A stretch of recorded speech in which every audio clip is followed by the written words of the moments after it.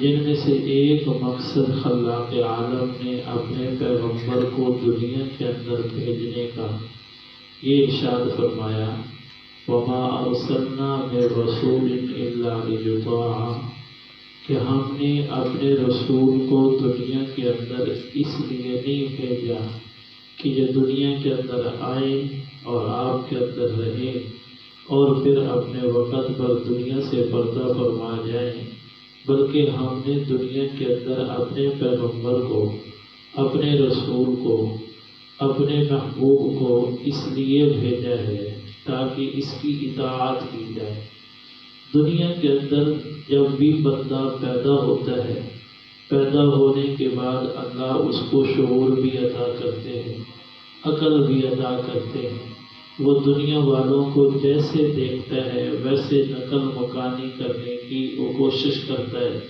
علماء نے لکھا ہے یہی وجہ ہے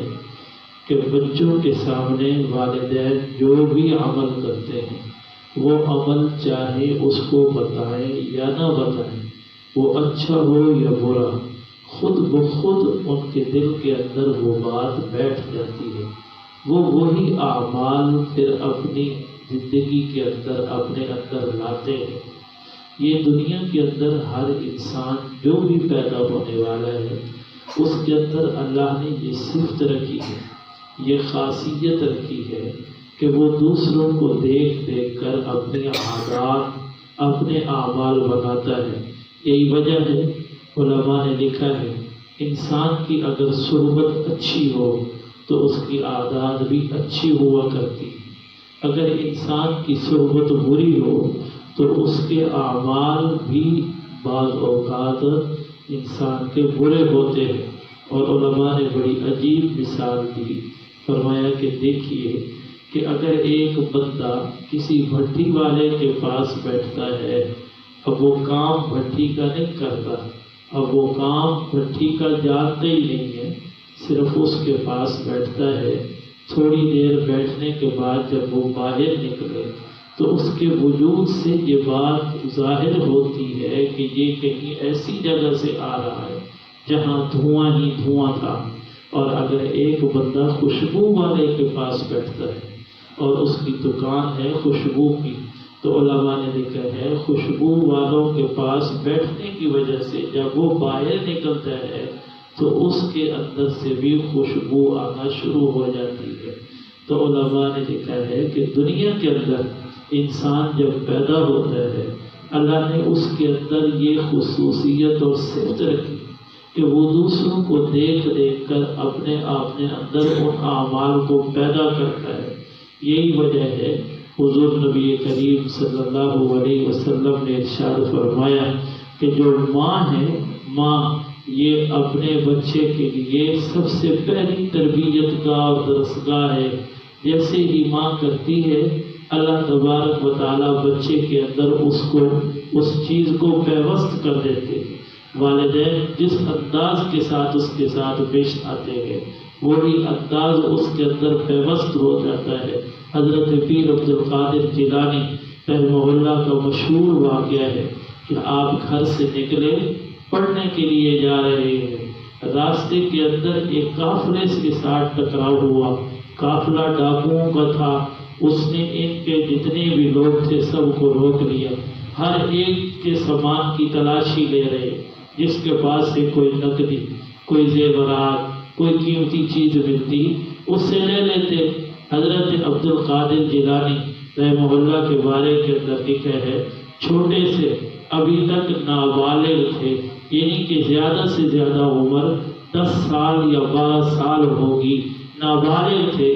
بچے تھے، اس قافلے کے ساتھ شامل تھے کہ جب ان کی تلاشی لی گئی ان کے پاس سے کچھ نہ نکلا۔ یہ بچہ دیکھ رہا ہے کہ جس کے پاس سے جو مال نکلتا ہے وہ اس کو ہضم کر لیتے ہیں، غصب کر لیتے ہیں، واپس نہیں دے رہے، لیکن بچے کی تربیت کا جو والدہ کی تربیت تھی وہ عجیب و غریب تھی۔ جب بچے کے پاس آئے، تلاشی لی، کچھ نہ نکلا، تو اس تلاشی لینے والے نے پوچھ ہی لیا کہ تیرے پاس کوئی چیز ہے بھی صحیح ہے نہیں؟ اس نے کہا کہ ہے، کیوں نہیں ہے؟ میرے پاس پیسے موجود ہیں، دراہم اور دینار موجود ہیں، کہاں ہیں؟ کہا کہ میرے کپڑے کے اندر میری ماں نے سلائی کیے ہوئے ہیں۔ جب اس نے اس کو کھولا تو حقیقت میں اس میں سے دراہم اور دینار نکلے۔ کہا کہ مجھے یہ بات بتا، ساری دنیا اپنے مال کو چھپا رہی ہے، ہر بندہ اپنے مال کو ہماری نظروں سے آگے پیچھے کر رہا ہے، جب بھی ہم کسی کی تلاشی لینے لگتے ہیں اس کی کوشش ہوتی ہے کہ میرے مال پہ ہماری نظر نہ پڑے۔ جب تیرے مال پہ ہماری نظر پڑی ہی نہیں ہے تو پھر تو نے بتایا کیوں؟ تو اس نے عجیب بات کہی، اس نے کہا کہ بات یہ ہے کہ جس ماں کا میں بیٹا ہوں اس ماں نے مجھے ہمیشہ یہ بات بتائی ہے کہ زندگی کے کسی بھی موڑ پر کچھ بھی ہو جائے، کروڑوں کا نقصان ہو جائے، لیکن اپنی زبان سے کبھی جھوٹ نہ بولنا۔ تو میں نے اپنی ماں سے یہی سبق سیکھا ہے، اس لیے آپ نے پوچھا، میں نے بتا دیا۔ اللہ تبارک و تعالی اس بچے کی زبان سے نکلنے والے اس سچ کی کتنی قیمت لگائی۔ علماء نے کتابوں کے اندر لکھا ہے کہ اللہ کو اس بچے کا سچ اتنا پسند آیا کہ وہ ڈاکو جو کئی سالوں سے حرام کا رزق کھا رہے تھے، کئی سالوں سے مسلمانوں کو تکلیفیں پہنچا رہے تھے، کبھی کسی کو قتل کر دیا، کبھی کسی کو مار دیا، کسی کے مال کو غصب کر دیا، یہ اس کی زبان سے صدق کا وہ دیا روشن ہوا، اللہ نے ہر ایک کو ہدایت دے دی۔ علماء نے لکھا ہے اس بچے کی زبان سے نکلنے والے سچ کی وجہ سے اللہ تبارک و تعالیٰ نے اس ڈاکوؤں کی جماعت کو اولیاء کی جماعت بنا دیا۔ وہ جو لوگوں کے مالوں کو نقصان دینے والے تھے، اللہ نے ان کو وہ مقام عطا کیا کہ پھر لوگ اپنی ہدایت کے راستے تلاش کرنے کے لیے، اپنے دل کا تزکیہ کروانے کے لیے، اپنے اعمال کی درستگی کے لیے پھر ان کے قدموں میں آ کر بیٹھا کرتے تھے، ان سے پوچھا کرتے تھے کہ یہ بتاؤ تو صحیح کہ ہم اگر سیدھے راستے پہ چلنا چاہیں تو کس طرح چل سکتے ہیں؟ تو اللہ تبارک و تعالی نے یہ دنیا کے اندر جو نظام چلایا ہے، بچے کے اندر، ہر بندے کے اندر یہ صفت رکھی ہے، یہ خصوصیت رکھی ہے کہ وہ دنیا کے اندر آنے کے بعد، اپنی آنکھوں کو کھولنے کے بعد، عقل و شعور کو پانے کے بعد، وہ دنیا کو دیکھ دیکھ کر جو اعمال دنیا والے یا اس کے گھر والے، اس کے ارد گرد والے کرتے ہیں، بچہ ان اعمال کو اپنے اندر سمیٹنا شروع کر دیتا ہے۔ اللہ تبارک و تعالی نے چونکہ بندے کے اندر یہ صفت رکھی تھی، بندے کے اندر یہ خصوصیت رکھی تھی، بندے کے اندر یہ ورقہ رکھا تھا کہ وہ دوسروں کو دیکھ دیکھ کر اپنے اعمال کو سنوارتا ہے۔ اللہ کے پیغمبر صلی اللہ علیہ وسلم کے بارے میں اللہ نے یہ اعلان کر دیا، دنیا والوں، تمہارے اندر جو ورقہ ہے، تمہارے اندر جو صفت ہے، تمہارے اندر جو خصوصیت ہے، اس خصوصیت کو تم استعمال کرو، ضرور کرو، لیکن اس کی صفت کے لیے تم نے جس انسانیت میں سے جس انسان کو چننا ہے، تم نے رہبروں میں سے جس رہبر کو چننا ہے، تم نے رہنماؤں میں سے جس رہنما کو چننا ہے، تم نے اپنے آئیڈیوں میں سے جس آئیڈیل کو چننا ہے، تو وہ آئیڈیل میرا پیغمبر جناب محمد الرسول اللہ صلی اللہ علیہ وسلم ہوں گے، کیونکہ ہم نے دنیا کے اندر اپنے محبوب کو بھیج اس لیے رہے ہیں، ہم دنیا کے اندر اپنے پیغمبر کو بھیج اس لیے رہے ہیں۔ اگر یہ ضرورت ہمیں نہ ہوتی، اگر یہ کام ہمیں نہ ہوتا، یہ مقصد نہ ہوتا، وما ارسلنا من رسول، ہم اپنے پیغمبر کو دنیا کے اندر نہ بھیجتے۔ ہم نے تمہارا خیال رکھا کہ تم نے اعمال دوسروں کو دیکھ کر اپنے اندر سمیٹنے ہیں، دوسروں کی صفات کو دیکھ کر اپنے اندر تم نے لانے ہیں، تو جہاں پر تم نے دوسروں کی صفات کو اپنے اندر لانے کے لیے لوگوں کے اعمال کو دیکھو گے، ان کی صفات کو دیکھو گے، ان کو خصوصیات و کردار کو دیکھو گے، تو تم نے سب سے پہلے جس کردار کو دیکھنا ہے، تم نے سب سے پہلے جس کی خصوصیات کو دیکھنا ہے، تم نے سب سے پہلے جس کی صفات کو دیکھنا ہے، تم نے سب سے پہلے جس کے اعمال کو دیکھ کر کے اپنے اندر ان صفات و خصوصیات و اعمال کو سمیٹنا ہے۔ وہ میں اللہ بتاتا ہوں تمہیں، وہ ہستی اور وہ شخصیت میرے محبوب پیغمبر جناب محمد رسول اللہ صلی اللہ علیہ وسلم کی ہوگی۔ یا اللہ اطاعت کر لیں گے، اس کی صفات کو ہم اپنے اندر لے آئیں گے، ان کی خصوصیات کو ہم اپنے اندر سمیٹ لیں گے، ان کے اعمال کو ہم اپنے اندر سمیٹ لیں گے کہ یا اللہ یا ہم تو دنیا کے اندر اس لیے آئے ہیں ہم تیری صرف عبادت کریں، ہمیں دنیا کے اندر تو نے پیدا کیا ہے، ہمارے اندر اپنی رحمتوں کی بارش تو نے کی ہے، انعامات کی بارش تو نے کی ہے۔ یا اللہ ہم تو تیری اطاعت کرنا چاہتے ہیں، یا اللہ ہم تو تیری عبادت کرنا چاہتے ہیں، یا اللہ ہم تو تیری اتباع کرنا چاہتے ہیں، یا اللہ ہمارے دل میں محبت تیری ہے، تیرے احسانات ہیں، تیرے انعامات ہیں۔ ہم نے مانگا نہیں تھا تو نے وجود عطا کر دیا، ہم نے مانگا نہیں تھا تو نے آنکھیں عطا کر دی، ہم نے مانگا نہیں تھا پکڑنے کے لیے تو نے ہاتھ عطا کر دیے، ہم نے مانگا نہیں تھا چلنے کے لیے تو نے پاؤں عطا کر دیے۔ یا اللہ ہم نے مانگا نہیں تھا ہمارے زندہ رہنے کے لیے تو نے دل کو دھڑکانا شروع کر دیا۔ ہم تو چاہتے ہیں ہم تجھ سے محبت کریں، ہم تو چاہتے ہیں ہم تیری عبادت کریں، ہم تو چاہتے ہیں ہم تیری صفات کو اپنے اندر لے کے آئیں، ہم تو چاہتے ہیں یا اللہ تیری خصوصیات تو بتا، ہم تجھے دیکھیں اور تیری خصوصیات کو اپنے اندر لے کے آئیں۔ یا اللہ ہم تیرے بندے ہیں، تو کیسا بننا چاہتے ہیں؟ اللہ نے فرمایا پریشان نہ ہو، اطیع اللہ و اطیع الرسول۔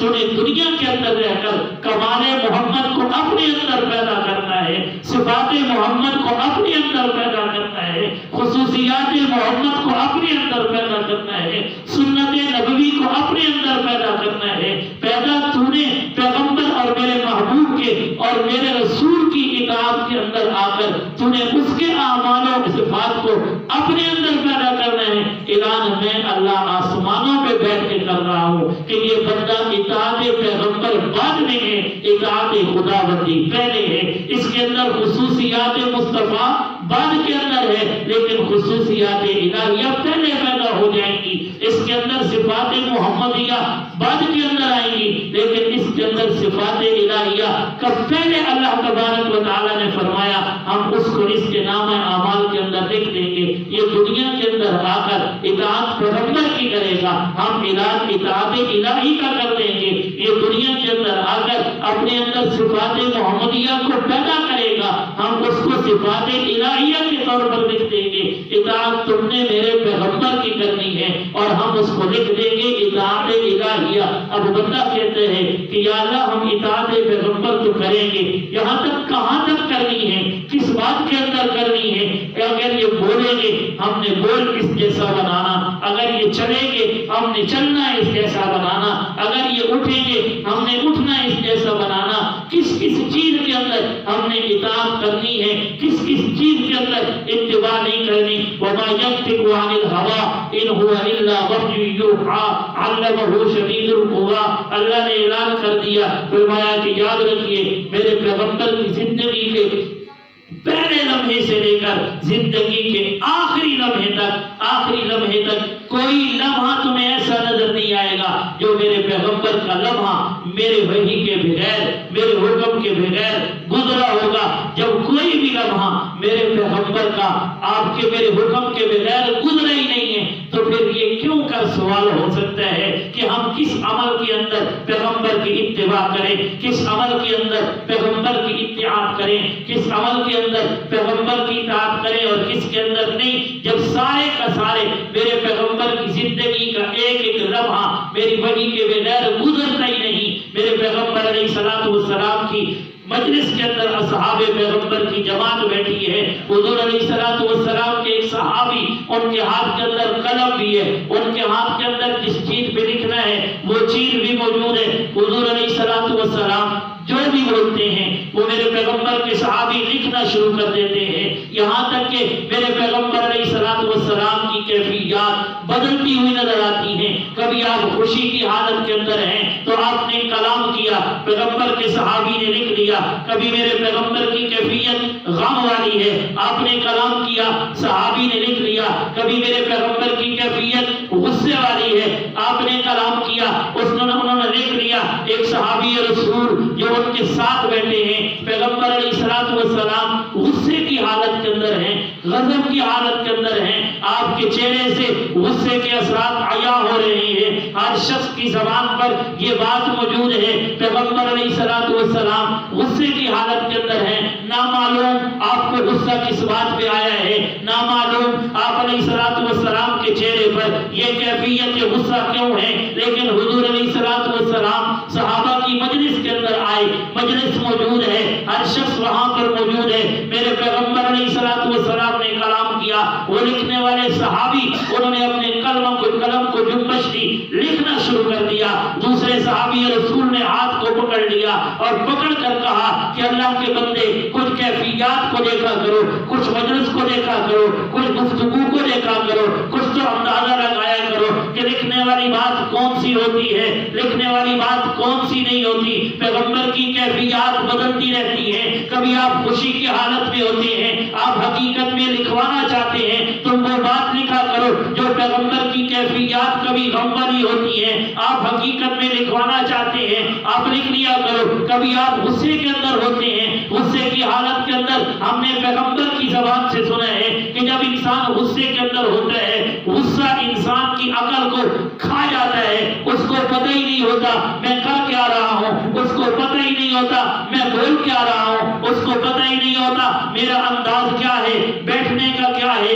بولنے کا کیا ہے، چلنے کا کیا ہے۔ وہ تو انسان کے اوپر، انسان کی عقل کے اوپر انسان کا غصہ غالب ہوتا ہے، اس لیے غصے کی حالت کے اندر نکلا ہوا کلام بعض اوقات یوں کہا جاتا ہے کہ انسان کی زبان سے غصے کی حالت کے اندر نکلا ہوا کلام انسان کا کلام نہیں ہے، مجنوں کا کلام ہے، پاگل کا کلام ہے، عقل سے ماورا کا کلام ہے، اور کسی ایسے انسان کا کلام ہے کہ جس کی عقل مغلوب ہو چکی ہے۔ یہ پیغمبر علیہ الصلوۃ والسلام کی کیفیت بھی غصے والی ہے، تو اس غصے کی حالت کے اندر پیغمبر کا کلام نہ لکھا کرو۔ پیغمبر علیہ الصلوۃ والسلام کے صحابی جو لکھ رہے تھے، ساتھ والے نے بتایا، قلم کو روک لیا، آپ کی نگاہ پڑی، آپ نے پوچھا کہ اے صحابی لکھ نہیں رہے ہو؟ انہوں نے کہا یا رسول اللہ مجھے میرے بھائی نے منع کر دیا ہے، مجھے آپ کے صحابی نے منع کر دیا ہے کہ پیغمبر کی کیفیات بدلتی رہتی ہیں، کبھی خوشی والی، کبھی غم والی، کبھی غصے والی، غصے کی حالت کے اندر پیغمبر جو کلام کرے وہ نہ لکھا کرو۔ حضور علیہ الصلوۃ والسلام نے فرمایا والذی نفسی بیدہ، اس ذات کی قسم جس کے قبضے قدرت کے اندر میں محمد صلی اللہ علیہ وسلم کی جان ہے، کبھی بھی کوئی کلام، کوئی قول، کوئی بات اللہ میرے منہ سے، میری زبان سے اس وقت تک جاری نہیں کرتے جب تک کہ اپنا الہام میرے دل پر کر نہیں دیتے۔ یعنی کہ میری زندگی کا ہر لمحہ، چاہے وہ چلنے کے ساتھ ہو، افعال کے ساتھ ہو، اقوال کے ساتھ ہو، وہ ہمیشہ تابع خدا بندی ہوتا ہے۔ اس لیے اللہ نے فرما دیا کہ تم نے اطاعت پیغمبر کی کرنی ہے، چاہے وہ اقوال کی صورت کے اندر ہو، چاہے وہ افعال کی صورت کے اندر ہو، وہ اعمال کی صورت کے اندر ہو۔ یا اللہ ملے گا کیا؟ اللہ نے فرمایا کیا ملے گا؟ دنیا کے اندر رہتے ہوئے اطاعت پیغمبر تم نے کی ہے، پیغمبر کی اطاعت کی ہے، کس انداز کے ساتھ کی ہے؟ نماز پڑھی تب بھی اطاعت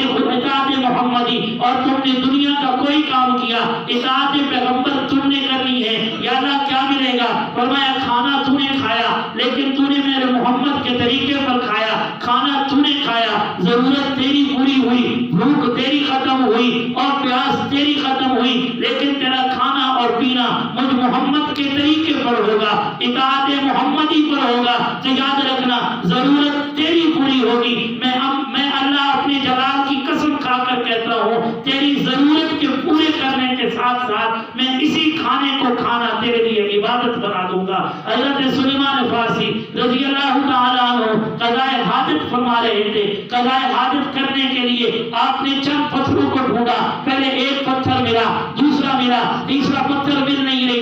رہا تھا۔ میرے پیغمبر کا یہ فرمان ہے کہ 3 پتھروں کو استعمال کرنا استنجے کے اندر میرے پیغمبر کی سنت ہے، اگر نہ ملے تو پھر اگر اسی کے ساتھ صفائی ہو جائے پھر بھی حضور نے اجازت دی ہے، مگر سنت پیغمبر کی یہ 3 پتھر استنجے کے اندر تم نے استعمال کرنے ہیں۔ ایک پتھر کو ڈھونڈا مل گیا، دوسرے کو ڈھونڈا مل گیا، تیسرے پتھر ڈھونڈ رہے ہیں مل نہیں رہا، یہی تک کہ جب کافی دیر ڈھونڈنے کے بعد پھر حضرت سلیمان فارسی قضائے حاجت کے لیے تشریف لے گئے، وہی 2 پتھر استعمال کیے، استعمال کرنے کے بعد واپس تشریف لے آئے،